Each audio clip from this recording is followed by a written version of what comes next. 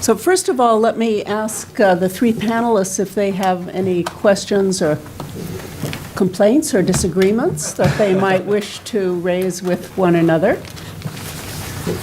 I'm sorry. Professor Nishino, please. Yeah. I have a question.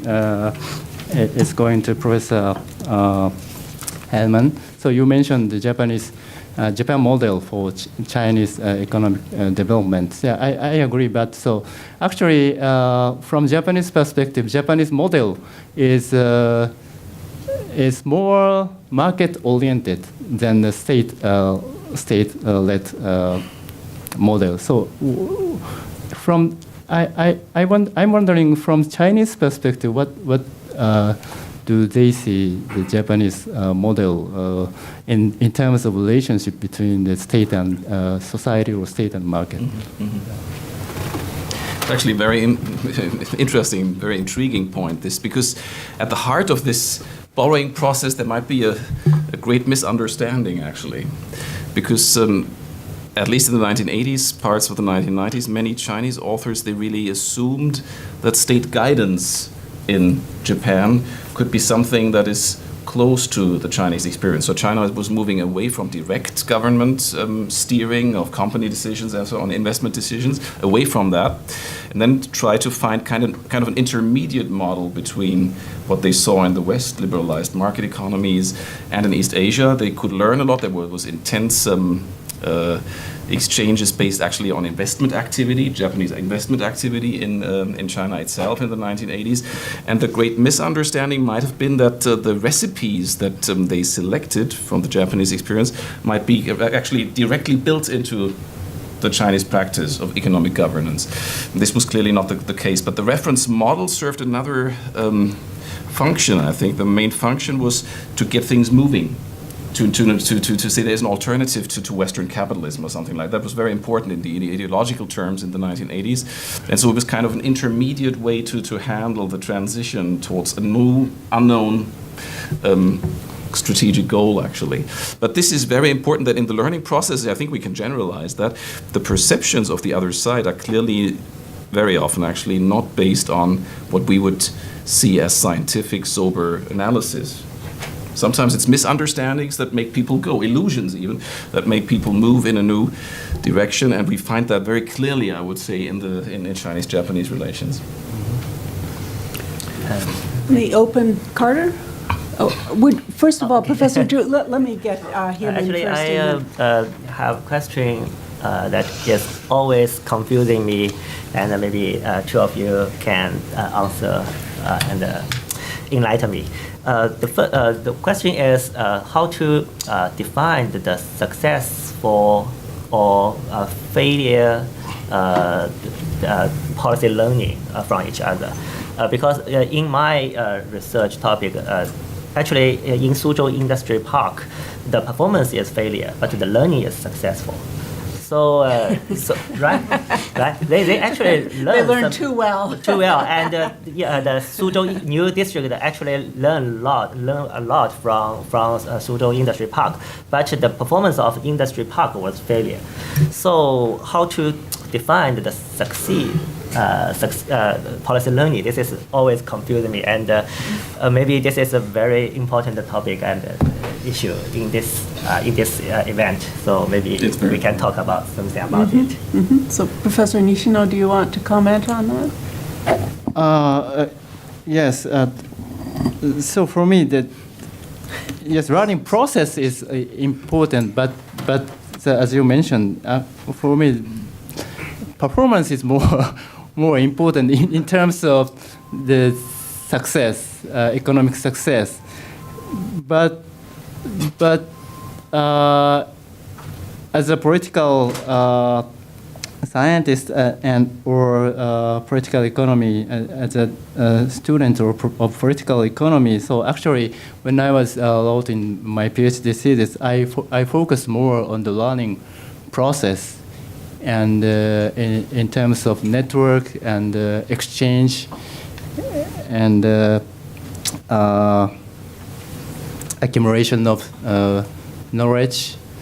So we can address both, but maybe we can share or we can divide this aspect in field of each expertise. Sorry, I cannot address. Since learning is about cognitive processes, actually, it's hard to observe. So it's a deep challenge for social science. Everybody knows that learning is taking place, even within all of us, actually, but we don't know how and when we have learned something that actually sticks or something. So I think the only way to get out of that, and I think most of us, we share this, is tracing the process of this kind of dissemination of new ideas, exchanges of new ideas. Very important terminology in East Asia. I think that's a very hard identifier. If suddenly Japanese terms find their way into Chinese plan documents, and everybody is talking about that, this is really a big thing. So they are actually hard identifiers for this learning process, I would say. And also what the actors, the decision makers, the formulators say about where their influences came from, actually. This is important. So actually it boils down to, I would say, to a sequence of segmented experiences, events, and subtle changes sometimes that can make us trace cognitive changes, cognitive adaptation over time. But otherwise, just observing learning is impossible. Carter? I have a couple questions, one for Professor Hyman and then for Professor Nishino. Oh yeah, that's good. Yeah. Mm. Sorry. I was interested that you focus so much on the idea of Japan as a model for China. I interviewed so many South Korean former bureaucrats and officials who worked for the Park Chung-hee government, including Park Chung-hee's chief of staff for 9 years, Kim Jong-nam. And Kim Jong-nam wrote a very detailed book about, he was an economist himself, worked for the Bank of Korea, and then was deeply involved in the actual industrialization process during the Park years. And he was delighted at one point when his book became a runaway bestseller in China. And he made many trips to China to talk to various officials and give lectures. And he was one of a number of such officials who received such invitations. And so I just wondered how South Korea fits into your perspective as a model, particularly in the 80s and the 90s. And then my question, Professor Nishino, who's also a distinguished political scientist, is how do the political and international tensions between South Korea and Japan, most recently about that little collection of rocks called Dokdo or Takeshima, but other issues as well, affect or not affect the economic relationships that you're talking about, which you painted in a rather harmonious, smoothly working fashion? Let me just piggyback on to Professor Eckert's question. And much of the discussion on this panel has really focused on industrial and urban learning.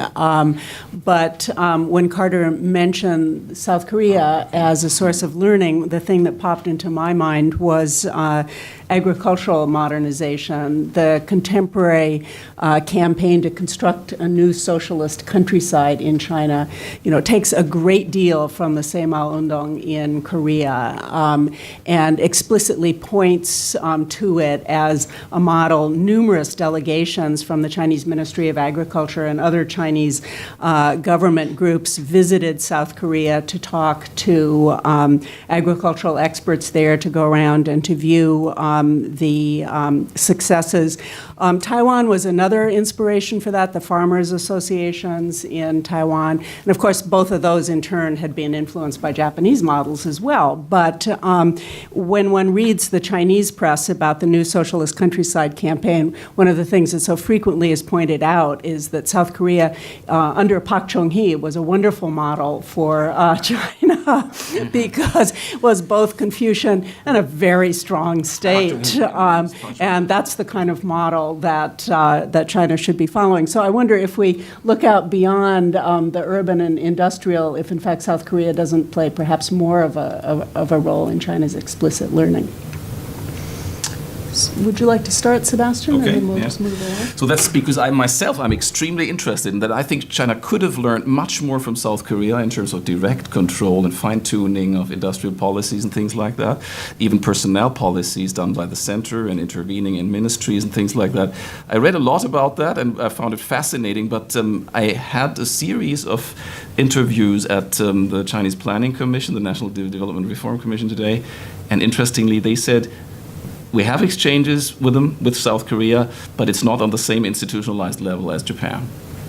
So also, if you have a look at terminology, my identifier, I would say in rural agricultural modernization, it's clear that they borrowed a lot from South Korea, even terminology. So you can trace it down actually over time, through time, but not in industrial policies, because the whole industrial policy terminology and conceptions, they actually came from Japan. Originally, maybe this is something. So the origin, the original was Japan, not South Korea, and something happened to that. So I was surprised, actually. I must say, as far as I understand the South Korean planning system under Park Chung-hee, and there's very good recent research on that also, it would have been a better point of departure for Chinese learning than Japan, even. But it wasn't as institutionalized. They didn't have the weight, the importance within the Chinese government, I think. There's also a difference between technocratic and politicized fields, because planning in China is a heavy technocratic field, an exercise that is taken by specialists and with input-output tables and mathematical models and I don't know. Yeah, but agriculture modernization is more the politicized part in China. That's the party policy arena.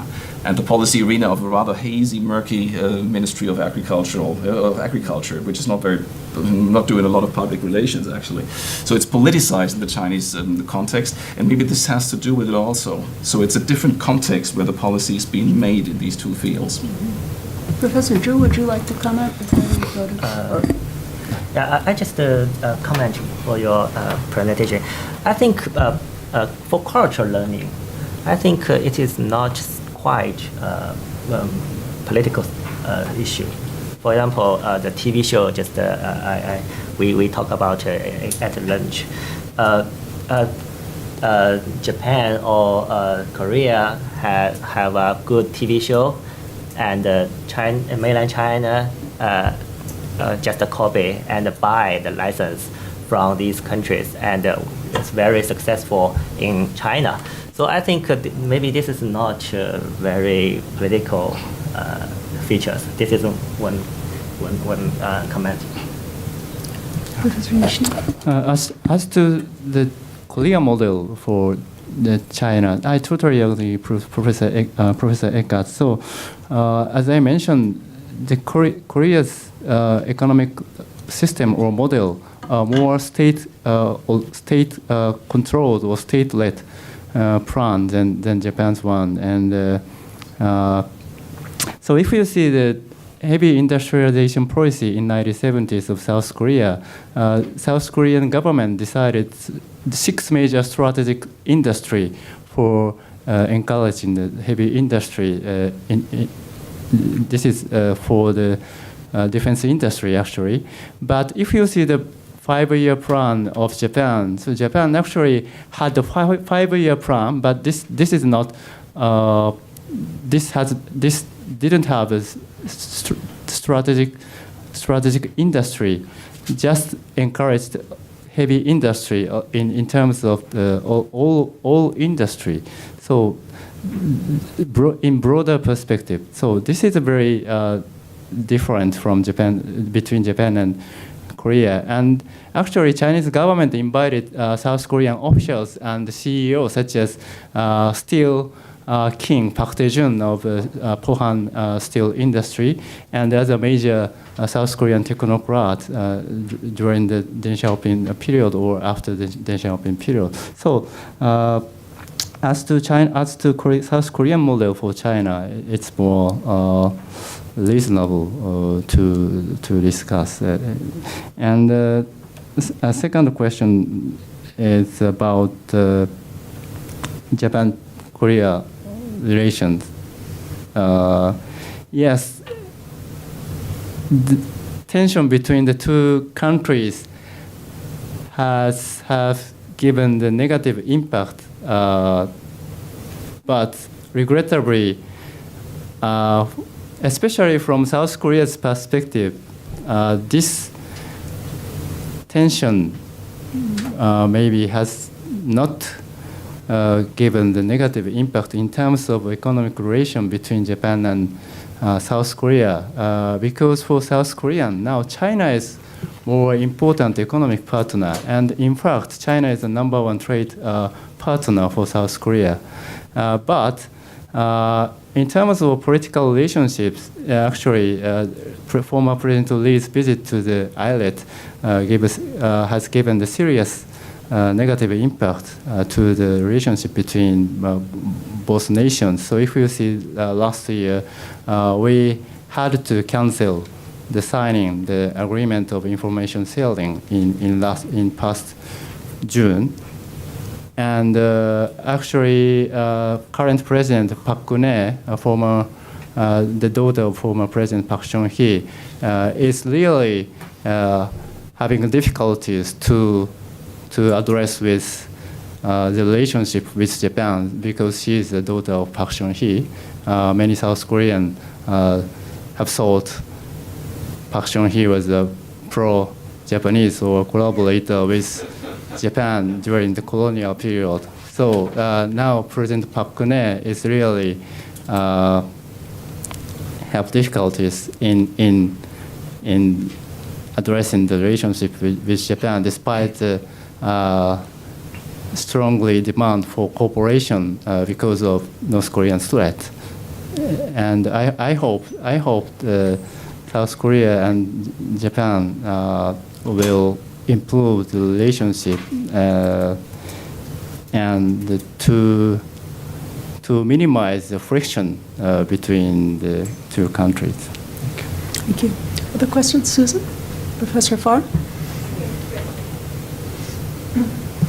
Thank you. I so much have enjoyed the panel, and I was very interested in ways in which China learned from Japan. I know the emphasis today has been on the economic side, but you said it would be political economy, so may I contribute something on the political side? About 11 years ago, I was invited to take part in a conference sponsored by the party school on the eve of the previous party congress that brought Hu into the premiership. And the topic of the conference was, how do one-party systems stay in power? And I was asked to As a Japan give a paper on the Singapore- LDP. Singapore and GAP. And it was very interesting. And never have I given a paper where people were so attentive to how it was the LDP stayed in power. LDP has stayed in power actually longer than any other party in a democracy, longer than the Social Democrats in Sweden or the Christian Democrats in Italy. And the part of my paper that people were most interested in was how it was in the 1970s as the middle class began to grow and expand in Japan, how it was that the LDP managed to seize issues that formerly were owned by the socialists and make them their own. And the issue of particular importance, and the Q&A was almost totally focused on this, was how the environmental issue was dealt with by the LDP. Originally, the socialists were sort of claiming that issue, but as citizens' movement spread in Japan from 1965 to 75, basically the LDP managed to get ahead of that issue, and in the early 70s had a Diet session in which they approved 14 measures of anti-pollution. And from that time on, they really undercut the ability of the socialists to seize the obvious issues that might have made it possible for them to challenge the LDP. So I thought that was very interesting. It was clearly they were thinking a lot about what to learn from the LDP. Thank you very much. Any reactions among the panelists? That's the core of the issue, probably. Controlling the grip on power, sure. Yeah. We could take another question from the floor before we break for coffee. Yes, Professor Park? Okay, I really enjoyed the presentation and discussion. But with regard to this planning and also the rural areas campaign in South Korea as well as in Japan, in particular South Korean case, I think that we need to revive the lost memories in the 50s and 60s, is because in the 50s, in particular, the economic bureaucrats, they try to learn and benchmark, not only from this kind of the colonial experience, but also from the Philippines, Myanmar, and India. Their early experiences of planning under the Colombo Plan since 1949. And even about the Semaul movement, this new village campaign in Korea in 1972. According to some the documents from the Secretariat Office of the Blue House in Korea, the Korean government, they tried to benchmark something from the Philippines and Indonesia. There's new society, something is on the Marcos, and it is from the middle of 1960s in the Indonesia. But I think that we can the broaden our perspective at the time, even though those campaign and planning was not so successful. But probably we can track that kind of the reality at the time. So that's my comment on that issue. Was there another question? And then we'll go back to the panelists. Yes. Thank you. Actually, I have a question to Professor Zhu Xufeng. And in your case, actually, the central government, not local government, choose to learn Singapore. My question is there any cases or possible that in China, such an authoritarian country, the local government have more initiative to choose the country to learn in China? Yeah, thank you. It's a good question. I just take the example to learn Singapore. Every year, lots of local government officials send their leaders to Singapore, Nanyang Technology University and National University of Singapore, and this is. There are majorly two programs. One is the Department of Central Organization, 中组部, send their government potential leaders, young leaders to NTU to learn Singapore experience, especially like Professor mentioned, because Singapore was governed by the PAP for a long time, much longer than Japan, right? And another program is by local government themselves. They will select their young leaders to Singapore to learn. This is the first. I think this is the first example, and also. Different example like Suzhou Industry Park and the Tianjin Eco City. There are because these two cases were national level cooperative projects, but actually there were local level projects, cooperative projects in Wuxi and Guangzhou.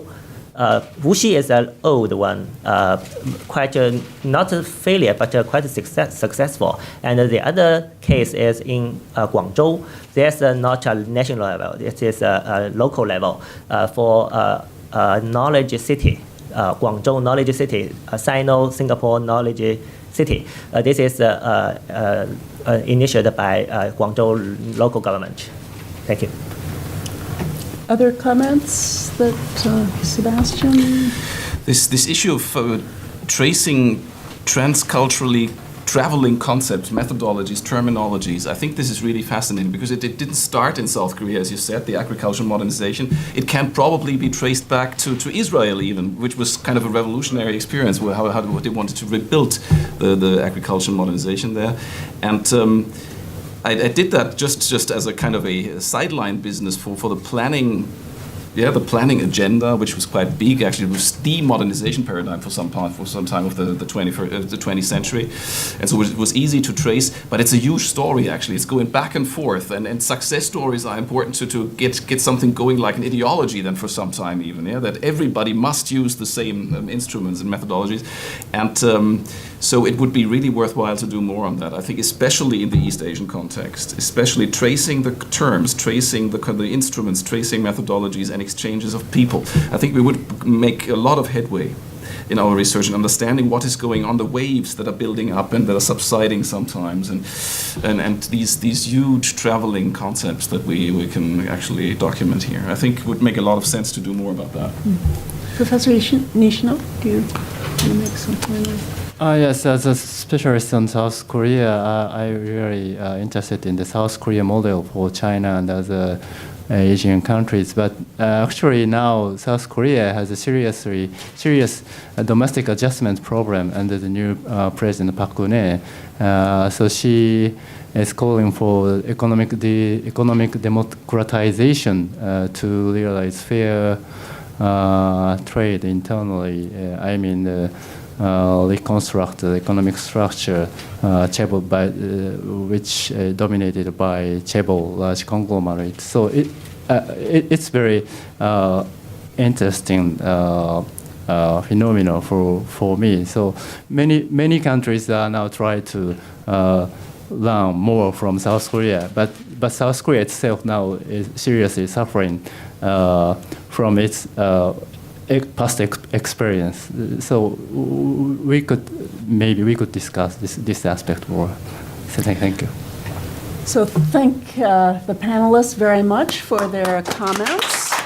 And we'll have about a 10-minute break to grab a cup of coffee. Unfortunately, we can't bring coffee back into this room, but it'll be served upstairs, I believe, and then we'll reconvene.